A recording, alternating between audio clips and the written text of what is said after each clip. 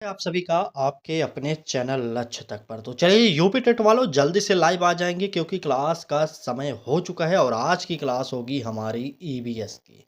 EVS की इस class में हम 25 प्रश्नों पर फिर से एक बार चर्चा करने वाले हैं। कुछ महत्वपूर्ण प्रश्न इसमें हैं और कुछ आपके प्रीवियस ईयर के भी प्रश्न होने वाले हैं। कुल मिलाकर क्लास बहुत ही इंपॉर्टेंट है, पूरी क्लास को जरूर देखिएगा। और ये रहा आज की क्लास का पहला प्रश्न। देखिए, कहा जा रहा है इसमें कि निम्न में से कौन सा जानवर अपने बच्चों को दूध पिलाता है? सांप हो गया, मेढक हो गया, गाय हो गया या छिपकली हो गया। इनमें से तो ज़्यादातर के बारे में आप लोग जानते नहीं होंगे, कौन सा बच्चा देता है या अंडा देता है, क्या होता है, ठीक है। तो यहाँ पर नोट करिए, जो हमारा गाय है ये बछड़े को जन्म देता है, बछड़े को, और इससे यह दूध पिलाती है गाय। ठीक ना। बिल्कुल इस प्रकार के भी प्रश्न आपके पेपर में आ सकते हैं, क्योंकि हमने सीटेट में कुछ गलतियां की थी जिसके द्वारा आप देखे होंगे कि पेपर इतना हार्ड आया कि हमें कुछ समझ ही नहीं आ रहा था। इसलिए यूपी टेट के लिए तैयार रहिए। यूपी टेट में हर एक टॉपिक को कवर करना, चाहे सरल प्रश्न हो या टफ प्रश्न हो, सभी को देखना पड़ेगा हमें। ठीक है। तो चलिए अगला प्रश्न देखिए, कह रहा है कि पौधों में जल और खनिज पदार्थ किस भाग द्वारा ऊपर पहुंचाए जाते हैं? जड़ द्वारा, पत्ती द्वारा, तना द्वारा या फूल द्वारा? फटाक से बताइए प्रश्न संख्या 2 का उत्तर। चलिए, पौधों में जल और खनिज पदार्थ किस भाग द्वारा ऊपर पहुंचाए जाते हैं? तो बिल्कुल सही, तने द्वारा ये सारी चीजें ऊपर पहुंचाए जाते हैं। और जानते रहिएगा, पत्तियों का जो कार्य होता है, सूर्य की रोशनी में प्रकाश संश्लेषण क्रिया के द्वारा भोजन बनाना होता है। यह आप नोट कर लीजिएगा, क्योंकि यहाँ से भी प्रश्न आपके पेपर में बन रहे हैं। ठीक। चलिए अगला प्रश्न देखिए, कह रहा है कि निम्न में से कौन सा पक्षी उड़ नहीं सकता? तोता नहीं उड़ सकता, कबूतर, शुतुरमुर्ग या कौवा? बताइए, निम्न में से कौन सा पक्षी उड़ नहीं सकता? चलिए, प्रश्न संख्या 3। तो यहाँ पर सभी लोग जानते हैं कि शुतुरमुर्ग उड़ नहीं सकता। हमने तो वैसे शुतुरमुर्ग देखा नहीं है, आप देखे हो तो बताइएगा भाई साहब। ठीक। चलिए यहाँ पर सी वाला ऑप्शन सही करिए। अगला प्रश्न देखते हैं क्या कह रहा है। जल को उबालने से क्या होता है? रंग बदलता है, कीटाणु नष्ट होते हैं, स्वाद बढ़ता है, पानी कम हो जाता है। चलिए फटाक से चौथे प्रश्न का उत्तर बताइए, कौन सा सही होगा। चलिए, जल को उबालने से क्या होता है? तो यहाँ पर नोट करिएगा, जल को उबालने से अगर पूछा जाए क्या होता है, तो पानी कम होता है। जो लोग डी ऑप्शन बता रहे हैं, भाई साहब ये तो कम होता है, लेकिन इसके लिए जल नहीं उबाला जाता। क्या हम जल उबालते हैं पानी कम करने के लिए? बिल्कुल नहीं। काटिए, यहाँ पर जो कीटाणु नष्ट हो जाते हैं इसीलिए हम उबालते हैं। कितना भी गंदा पानी हो, अगर हम उबाल कर पिएंगे तो हमें जाहिर सी बात है कोई रोग नहीं होने वाला है।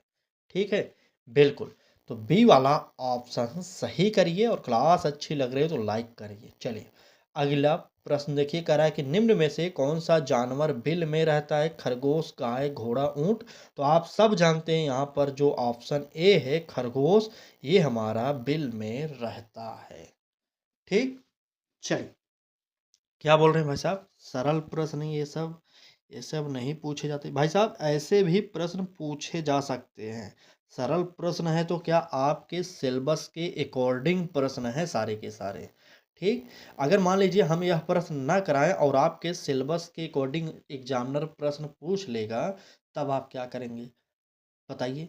तब तो आप कहेंगे कि यह क्लास में हमें कराया नहीं गया था, इसलिए पढ़ लीजिए। अभी हमारे पास समय है, हम आपको सभी टॉपिक कवर कराएंगे।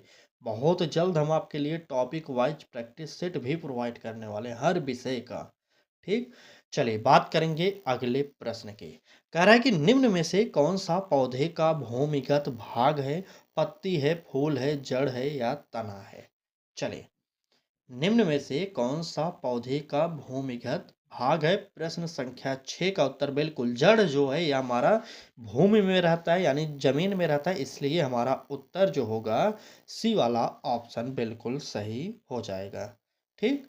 चलिए आगे आइए, अगला प्रश्न देखते हैं। कह रहा है कि सड़क पर लाल बत्ती का क्या अर्थ होता है? चलो, धीरे चलो, रुक जाओ, मुड़ जाओ? तो ये परिवहन आपके सिलेबस में दिए गए ना, परिवहन यातायात, वहां से प्रश्न बनाया गया है। सिलेबस आप सबसे पहले अपना चेक कर लीजिए एक बार। अगर सिलेबस आपको नहीं पता तो हमारे चैनल के प्लेलिस्ट पर आइए, वहाँ पर आपको सिलेबस भी मिल जाएगा। ठीक? बिल्कुल। यातायात सिलेबस है परिवहन ना, बिल्कुल वहाँ से प्रश्न यह बनाया गया है। तो याद कर लीजिए, अगर आपको सड़क पर कहीं पर लाल बत्ती दिखाई दे रहे तो यकीन मानिए उसका उत्तर आप यही टिक कर दिए होंगे आप लोग सब। रुक जाओ। बिल्कुल। अगर पीली जल रही हो तो देख कर आगे बढ़ो। ठीक, अगर ग्रीन हो तो सीधे निकल जाओ। चलिए अगला प्रश्न देखिए क्या कह रहा है। प्रश्न में कहा जा रहा है कि निम्न में से कौन सा जल परिवहन का साधन है। बस है, जहाज है, कार है, ट्रक है। चलिए, निम्न में से कौन सा जल परिवहन का साधन है। प्रश्न संख्या 8। तो बिल्कुल जल परिवहन तो जहाज ही चलता है ना। ये भी परिवहन से प्रश्न है, बी वाला ऑप्शन सही हो जाएगा। आगे आइए अगला प्रश्न देखिए। कह रहा है कि निम्न में से कौन सा पौधे से प्राप्त भोजन है। दूध है, अंडा है, चावल है या मांस है। चले, पौधे से प्राप्त होने वाले की बात किया जा रहा है। तो यहाँ पर जानते हैं दूध नहीं देता पौधा ना ही अंडा ना ही मांस। ठीक है, तो यहाँ पर चावल जो है ये हमारा पौधे से ही प्राप्त होता है। सी वाला ऑप्शन बिल्कुल सही कर लीजिए। ठीक, बिल्कुल रैपिड फायर तरीके से क्लास को प्रोवाइड करेंगे आज की। ठीक है, चलिए प्रश्न संख्या 10 देखिए। कह रहा है कि पेड़ पौधे हमें क्या प्रदान करते हैं। कार्बन डाइऑक्साइड प्रदान करते हैं, ऑक्सीजन प्रदान करते हैं, धुआं या गैस। बताइए, पेड़ पौधे हमें क्या प्रदान करते हैं। प्रश्न संख्या 10। चलिए बिल्कुल, तो नोट करिएगा, पेड़ पौधे हमें ऑक्सीजन देते हैं ना, और कार्बन डाइऑक्साइड हम छोड़ते हैं, वह पौधे ग्रहण करके उसके द्वारा वो भोजन बना लेते हैं। ये आप जानते रहिएगा। यहाँ पर हमारा उत्तर बी वाला ऑप्शन सही हो जाएगा। अभी तक आज की क्लास में 10 प्रश्न हो चुके हैं और मुश्किल से 4 से 5 मिनट हुआ होगा और 10 प्रश्न आपको मिल गए।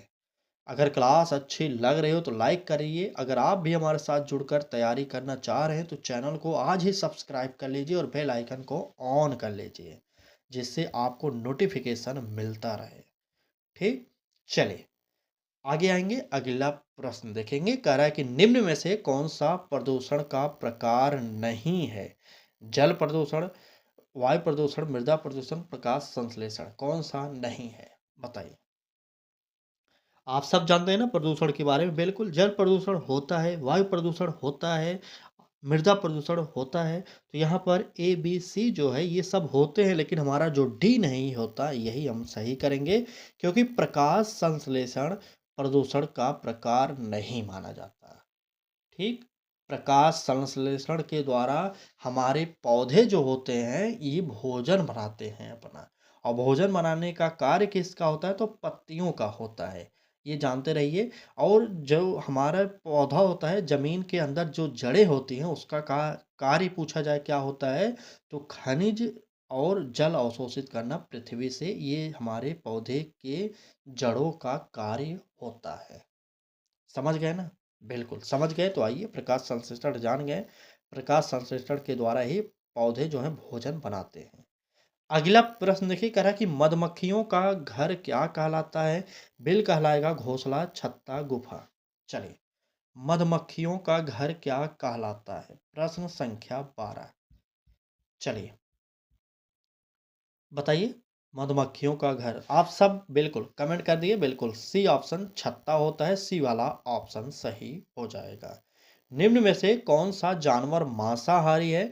गाय, बकरी, शेर, घोड़ा। तो यहाँ पर शेर जो होता है ये हमारा मांसाहारी होता है। नोट करिएगा, सी वाला ऑप्शन यहाँ पर भी सही हो जाएगा। वर्षा मापने का यंत्र क्या कहलाता है। थर्मामीटर, बैरोमीटर, रेन गेज या हाइग्रोमीटर। चलिए, प्रश्न संख्या 14 का उत्तर बताइए कौन सा सही होगा। तो बैरोमीटर ताप मापते हैं, क्या नापते हैं बताइए। थर्मामीटर से हमारे शरीर का ताप मापते हैं। आप जानते होंगे जब आपको बुखार हुआ होगा तो डॉक्टर जो आपका ताप मापते हैं थर्मामीटर से ही मापते हैं। ठीक, चलिए बिल्कुल, वर्षा मापने का अगर यंत्र की बात किया जा रहा है तो यहाँ पर उत्तर जो होगा रेन गेज हो जाएगा। सी वाला ऑप्शन बिल्कुल सही हो जाएगा। ठीक, चलिए अगला प्रश्न, निम्न में से कौन सा पेशा लोगों का इलाज करता है? तो डॉक्टर जो होगा ये हमारा करेगा इलाज, सी ऑप्शन सही हो जाएगा। नेक्स्ट प्रश्न देखिए, कह रहा है कि ईबीएस में भ्रमण यानी कि फील्ड ट्रिप का मुख्य उद्देश्य क्या होता है? ईबीएस में सबसे महत्वपूर्ण कार्य माना जाता है भ्रमण, ठीक ना? मनोरंजन होगा, वास्तविक अनुभव देना होगा, समय बिताना होगा, केवल लिखना होगा। प्रश्न संख्या 16 का उत्तर क्या होगा? एक बार कमेंट करके बताइए। चलिए, तो आप सब जान जाइए कि अगर आपको ईबीएस के अंतर्गत भ्रमण यानी कि टूर पर लेकर जा रहे हैं टीचर, तो वहाँ पर केवल लिखने के लिए नहीं लेकर जाएंगे, ना ही समय बिताने के लिए, ना ही सिर्फ मनोरंजन के लिए, बल्कि वास्तविक अनुभव देने के लिए वो लोग आपको वहाँ पर घुमाते हैं। ठीक?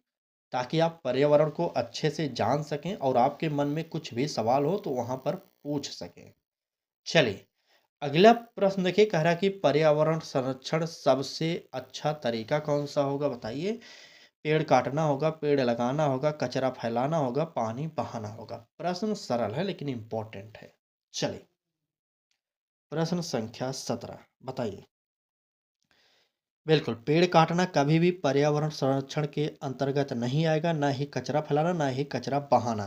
तो डी, सी और जो ए है ये हमारे गलत हैं, इसलिए इसे काट देंगे। सही थे मतलब यहाँ पर जो पर्यावरण संरक्षण का अच्छा तरीका जो होगा, ये हो जाएगा पेड़ लगाकर हम पर्यावरण को अच्छा संरक्षण कर सकते हैं।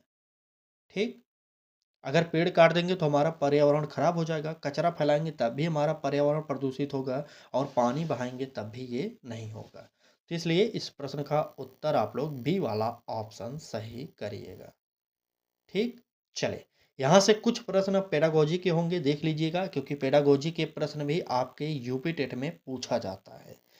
प्रश्न देखिए, कह रहा है कि बच्चों को पर्यावरण के प्रति संवेदनशील बनाने के लिए शिक्षक को क्या करना चाहिए? ए ऑप्शन केवल किताब पढ़ाना, बी ऑप्शन गतिविधियां कराना, सी ऑप्शन केवल परीक्षा लेना और डी ऑप्शन केवल नोट्स देना। चलिए, बच्चों को पर्यावरण के प्रति संवेदनशील बनाने के लिए शिक्षक को क्या करना चाहिए? हमने आपको क्या बताया कि यूपी टेट में बहुत ज़्यादा टफ पेडागोजी के प्रश्न नहीं आएंगे। ट्रिक काम करेगा, यहाँ पर केवल है, यहाँ पर केवल है, दोनों को काट देंगे। फिर यहाँ पर भी केवल है, तुरंत काटिएगा। यहाँ पर उत्तर जो हो जाएगा गतिविधियां कराना, बी ऑप्शन सही हो जाएगा। ठीक, बी ऑप्शन बिल्कुल लाइक कर दिए, बहुत अच्छा काम किए। चलिए तब पढ़ाई करिए। अगला प्रश्न देखिए क्या कर रहा है। कह रहा है कि निम्न में से कौन सा स्वच्छ ऊर्जा स्रोत है? कोयला है, पेट्रोल है, सूर्य ऊर्जा है या डीजल है? बात स्वच्छ ऊर्जा स्रोत की जा रही है। ठीक, चलिए प्रश्न संख्या 19 बताइए कौन सा ऑप्शन यहाँ पर हमारा सही होगा? बिल्कुल, तो स्वच्छ ऊर्जा की अगर आपसे भी प्रश्न पूछा जाए तो नोट करिएगा, सौर ऊर्जा जो होता है सी वाला ऑप्शन सही हो जाएगा। ठीक, अगला प्रश्न देखिए, कह रहा है कि निम्न में से कौन सा जानवर घास खाता है? बाघ, शेर, हिरण या बिल्ली? चलिए, घास की बात कर रहा है, बिल्कुल बताइए। हिरण हो जाएगा, ठीक ना? बिल्कुल, हिरण जो है ये हमारा घास खाता है। आगे बढ़िए, अगला प्रश्न देखिए, आखिरी के 5 प्रश्न है, पूरी क्लास को देखिएगा ज़रूर, ठीक? चलिए, कह रहा है कि निम्न में से कौन-सा कीट परागण में मदद करता है? मधुमक्खी, चींटी, मच्छर, दीमक? बताइए, कीट परागण में कौन मदद करेगा? तो यहाँ पर मधुमक्खी जो है, ए ऑप्शन सही करिएगा। ठीक, ए वाला ऑप्शन। अगला प्रश्न देखिए, बच्चों में जो है यहाँ पर ईवीएस के प्रश्न पूछा जा रहा है, इंपॉर्टेंट प्रश्न है आपके लिए।